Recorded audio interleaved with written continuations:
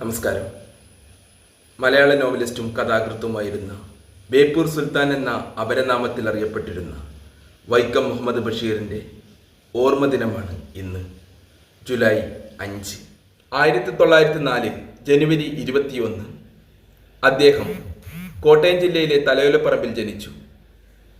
1994 July 5 അദ്ദേഹം ഈ ലോകത്തോട് വിട പറഞ്ഞു. 1982 ഇന്ത്യ ഗവൺമെന്റ് പത്മശ്രീ പുരസ്കാരം നൽകി ആദരിച്ചു.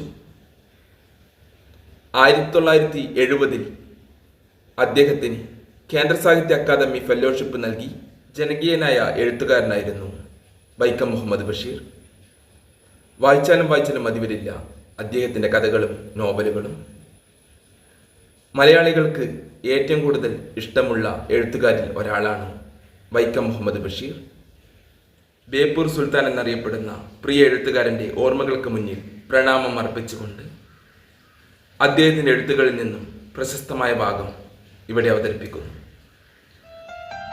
നീ എനിക്കിപ്പോഴും ഒരു മഹാരഹസ്യം. കാലം ഇത്രയുമായിട്ടും ഒന്നും എനിക്ക് നിന്നെ പറ്റി അറിയാൻ കഴിഞ്ഞില്ല. അറിയാതെ നിന്നെ ഞാൻ സ്നേഹിച്ചു, അറിയാതെ നിന്നെ ഞാൻ വെറുത്തു, അറിഞ്ഞുകൊണ്ട് നിന്നെ ഞാൻ വേദനപ്പെടുത്തിയോ. എന്റെ എഴുത്തുകൾ വായിച്ച് ഏറ്റവും കൂടുതൽ ചിരിച്ചത് ഞാനായിരിക്കും, കരഞ്ഞതും ഞാനായിരിക്കും. കാരണം അതൊക്കെയും എന്റെ അനുഭവങ്ങളായിരുന്നു. ദാരിദ്ര്യം ഒരു ഭയങ്കര വ്യാധിയാണ്. അത് ശരീരത്തെയും ഹൃദയത്തെയും ആത്മാവിനെയും നശിപ്പിച്ചു കളയുന്നു. അങ്ങനെ ശരീരവും ഹൃദയവും ആത്മാവും നശിച്ച നാനാജാതികളിലായി ലക്ഷോപലക്ഷം സ്ത്രീ പുരുഷന്മാർ.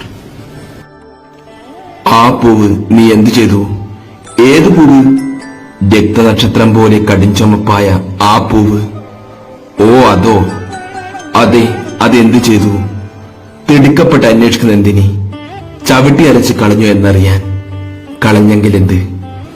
ഓ ഒന്നുമില്ല, എന്റെ ഹൃദയമായിരുന്നു അത്. തമ്മിലൊന്ന് കാണാൻ എന്തു വഴി? ഞാൻ പറഞ്ഞു, ഞാനൊരു വഴിയും കാണുന്നില്ല. നാരായണി പറഞ്ഞു, ഞാൻ ഇന്ന് രാത്രി കിടന്നോർത്ത് കരയും. ജയിലിന്റെ പടുകൂറ്റൻ വാതിൽ ഭയങ്കര ശബ്ദത്തോടെ എന്റെ പിറകിലടഞ്ഞു. ഞാൻ തനിച്ചായി. ആ സുഗന്ധം പരത്തുന്ന ചുവന്ന റോസാപ്പൂ കയ്യിലെടുത്തു. നോക്കിക്കൊണ്ട് ആ പെരുവഴിയിൽ സ്തബ്ധനായി വളരെ നേരം നിന്നു. പ്രിയപ്പെട്ട നാരായണി, മരണത്തെപ്പറ്റി ഒന്നും പറയുക സാധ്യമല്ല. ആരെപ്പോൾ എങ്ങനെ മരിക്കുമെന്ന് ഈശ്വരന് മാത്രമേ അറിയൂ.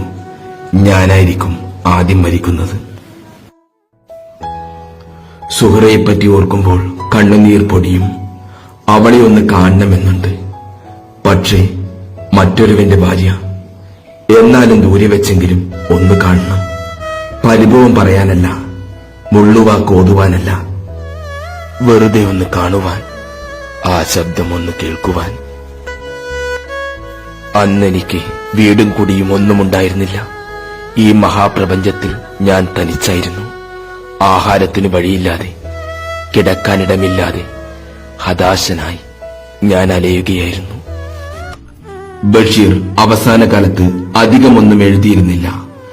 ഇതേക്കുറിച്ച് ഒരാൾ ചോദിച്ചപ്പോൾ ബഷീർ പറഞ്ഞു, അക്ഷരം കൂട്ടിവായിക്കാൻ പഠിക്കുകയാണിപ്പോൾ, അത് കഴിയട്ടെ.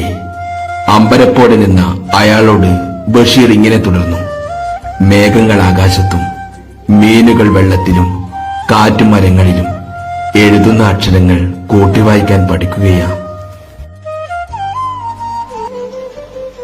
വൈക്കം മുഹമ്മദ് ബഷീറിന്റെ ഓർമ്മകൾക്ക് മുന്നിൽ പ്രണാമം അർപ്പിക്കുന്നു.